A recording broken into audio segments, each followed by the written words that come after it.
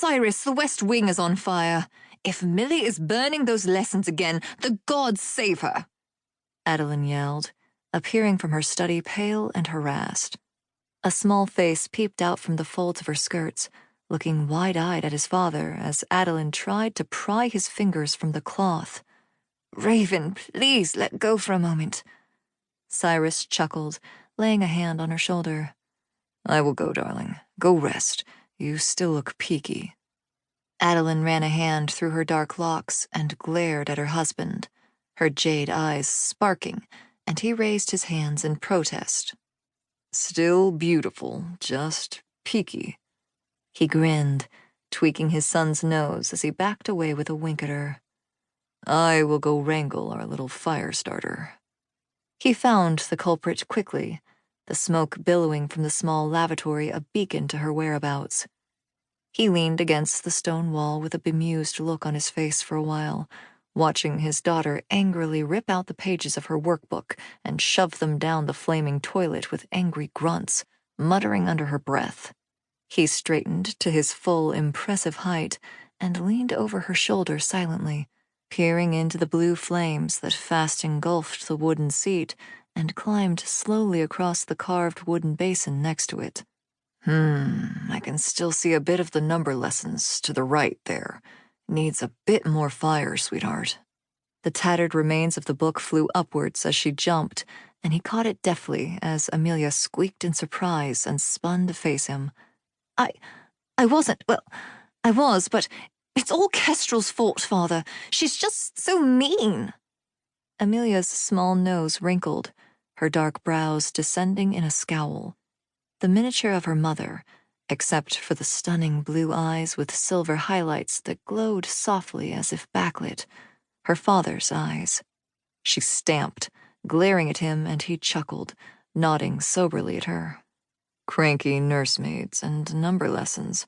I sympathize entirely, he said, pulling her away slightly as the blue flames licked higher and singed the edge of a hanging tapestry.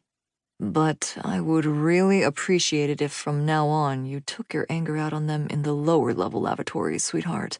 Now we have to traipse all the way downstairs until this is fixed. He raised a brow at her. Amylia looked at her feet, shuffling under his gaze. Sorry, Father, I just got so mad. He grinned, reaching a hand around her. Frost snaked out across the burning wood, smothering the flames as it passed them, and then guttered, whispering out as the flames reclaimed their space.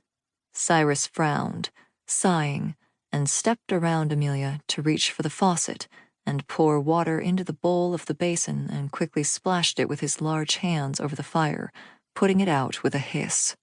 He turned and picked Amylia up with a grunt, flinging the book out the open window with a flourish, and winked at her.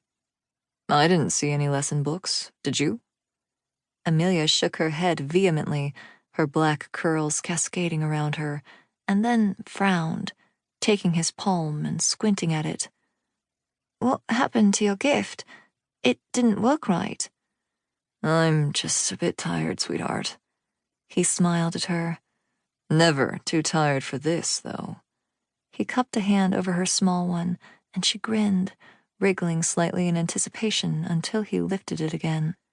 A tiny ice figurine lay in her palm, exquisite in its detail, before melting away from the heat of her hand. What was that one? Amylia breathed, still looking at the puddle in her palm. We haven't got one of those here. That, sweetheart, was a silky, he rumbled, kissing the top of her head and placing her gently down by the huge front doors. A long time ago, I fought in a war where our kind soared high above the clouds on them. Beautiful beasts. I will tell you and Raven all about them tonight at bedtime. But right now, your mother needs a nice, strong cup of tea and a foot rub. Why don't you run along to the pool, and once I have done that, I will bring Raven out and we will go for a swim, yes? Oh, yes, Amylia nodded eagerly, hugging his leg quickly. You won't be too long. I'll be right there.